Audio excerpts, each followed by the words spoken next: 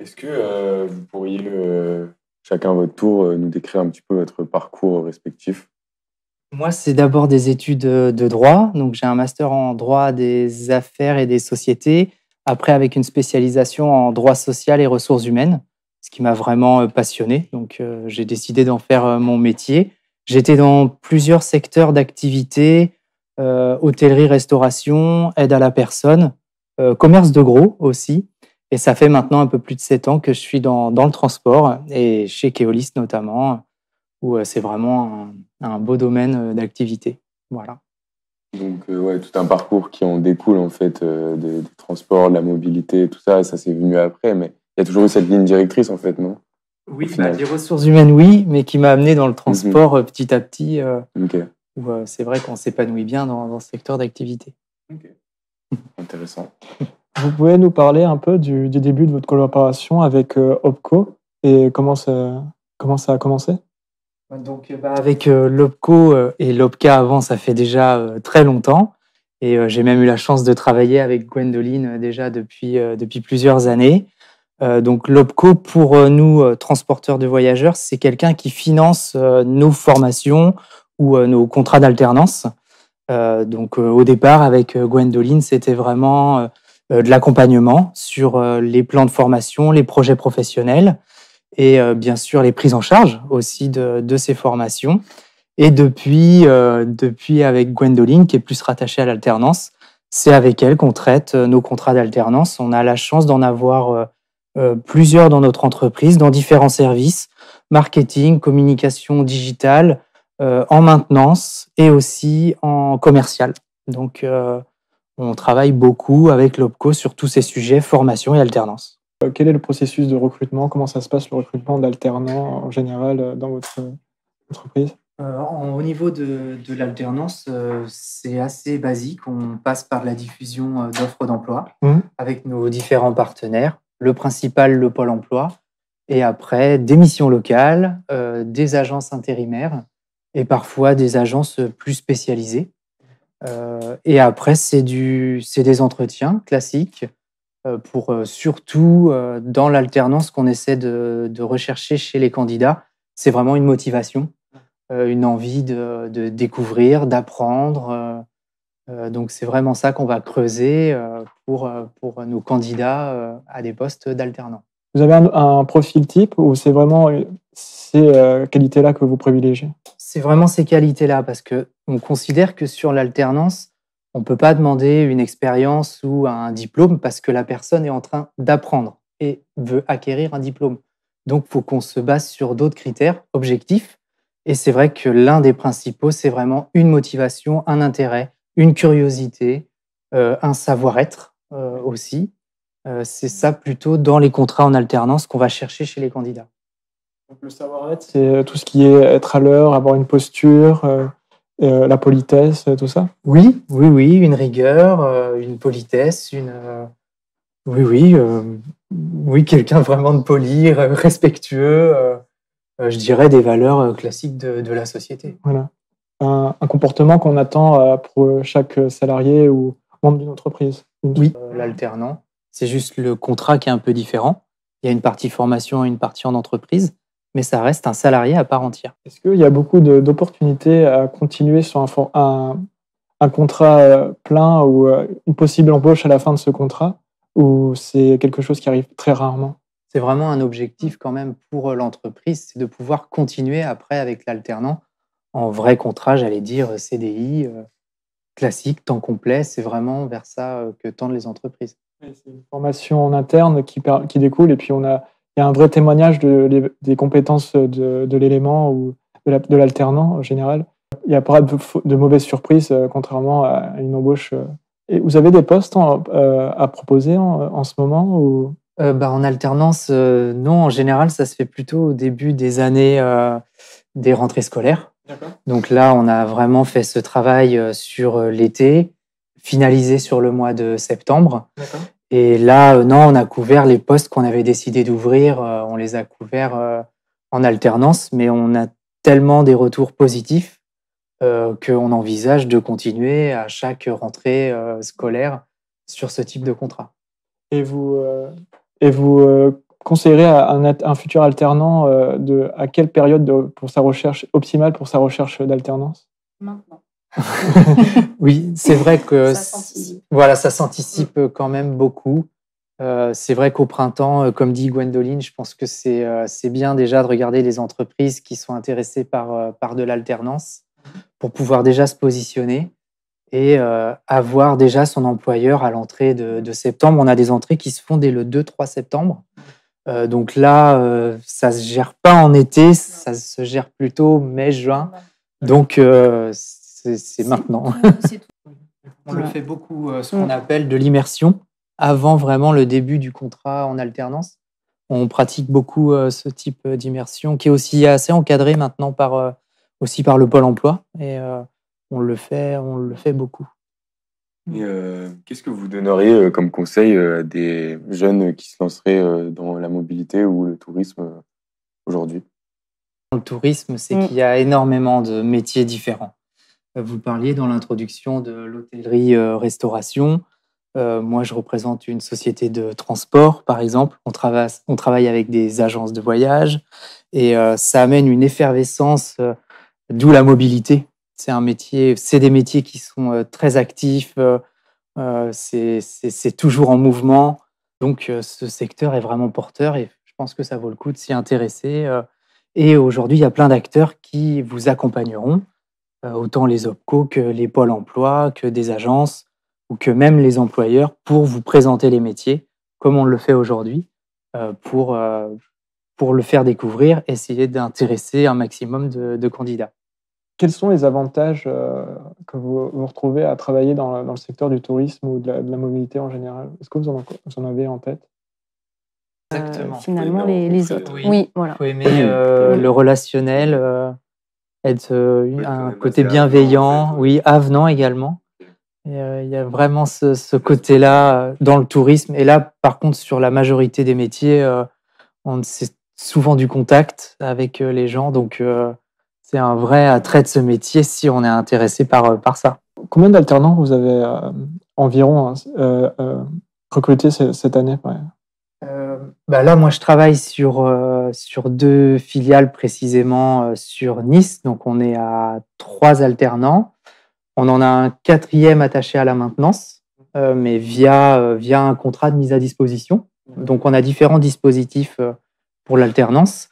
Mais dans les filiales aussi sur le département, ont le même nombre d'alternants. Donc, on doit être à peu près à 10-12 alternants sur le département.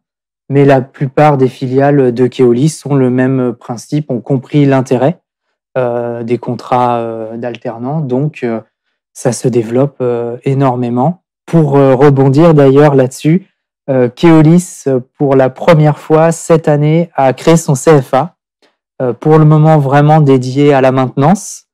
Et donc, on a créé une première promotion de 10 personnes qui va être diplômée dans 16 mois et avec un CDI à la clé. Et donc, d'où vraiment l'intérêt et ce contrat est vraiment en développement. Donc non, je pense qu'il va continuer à se développer. Il y a de l'accompagnement en plus de différents acteurs, des financements, que ça soit l'OPCO mais aussi d'État.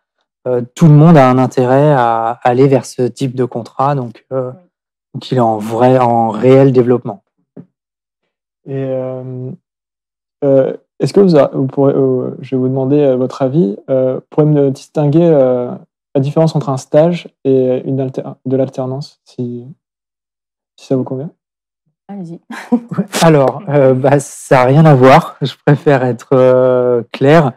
L'alternance, on est vraiment sur quelqu'un qui va être en formation et qui va mettre en application ce qu'il apprend en formation en entreprise.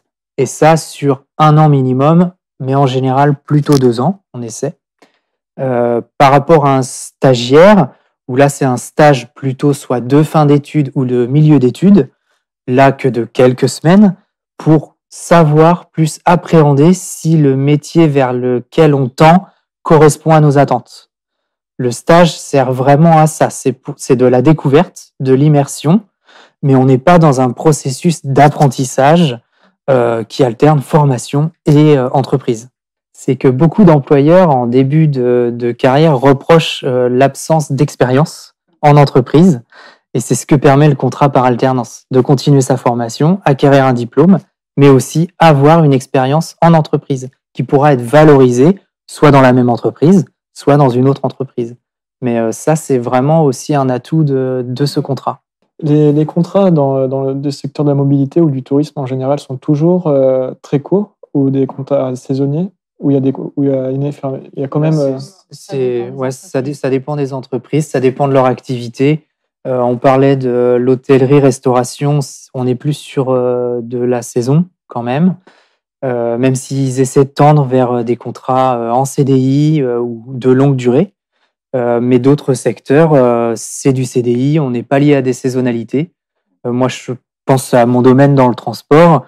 On est attaché à une saison touristique estivale, ce qu'on appelle aussi les arrière-saisons, donc le printemps et l'automne, et après l'hiver avec les Alpes qui sont juste là. Donc on est sur une activité pleine toute l'année. Donc ça dépend vraiment des secteurs d'activité, mais notre région est quand même relativement touristique toute l'année quand même. Donc on a parlé un petit peu des préjugés sur ce secteur-là en général. Est-ce qu'il y a vraiment un préjugé que vous avez vraiment envie de casser sur le secteur? Là, vraiment sur le domaine du transport de voyageurs, c'est vrai que ça reste quand même avec des horaires qui restent compliqués. On demande, il y a beaucoup d'heures, il y a des heures le week-end. Parfois, quand on est même attaché au tourisme, c'est des soirées, des groupes à accompagner. Donc, c'est au-delà de la conduite de groupe. Donc, c'est quand même assez lourd. Mais par contre, les rémunérations sont quand même attractives. Ça, on ne pourra pas les détailler maintenant, mais je vous invite à s'y intéresser. Donc, on est attractif aussi en termes de rémunération.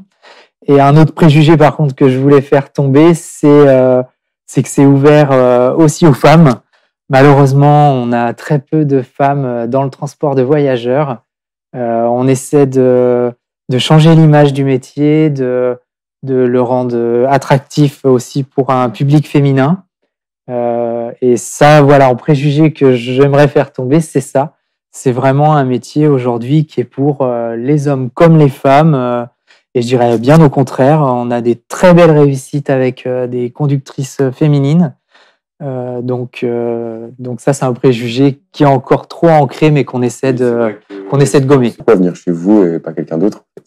Comme je le disais, avec une rémunération intéressante.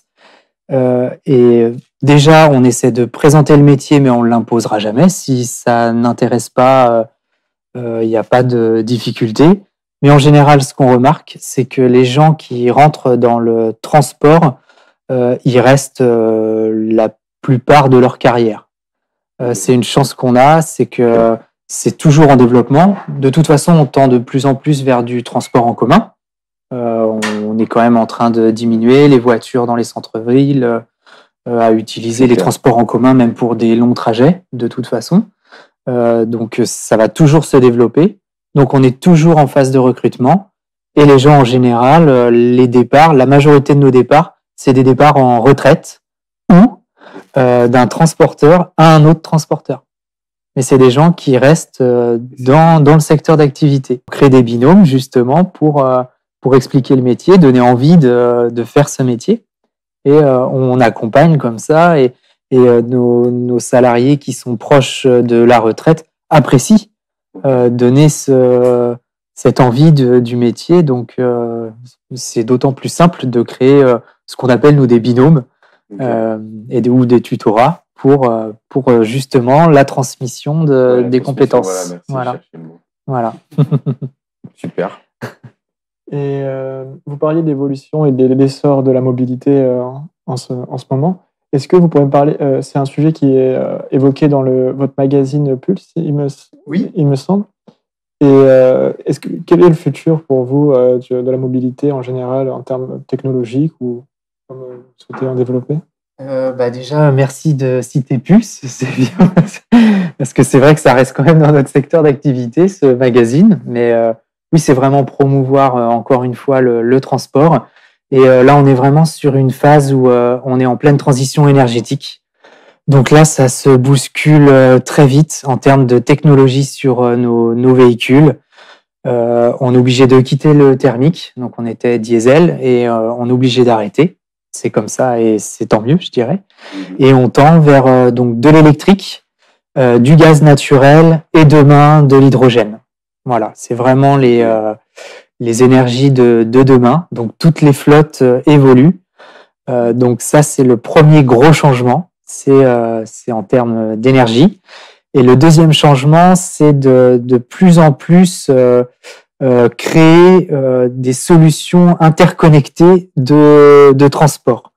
Passer rapidement d'un tram à un bus, à un vélo, à une navette fluviale presque, mais de tout joindre et d'avoir plusieurs solutions. D'arriver à ce qu'on appelle des pôles multimodales, d'arriver et d'avoir plusieurs solutions. Soit je prends un vélo, soit je prends un tram, soit je prends un bus.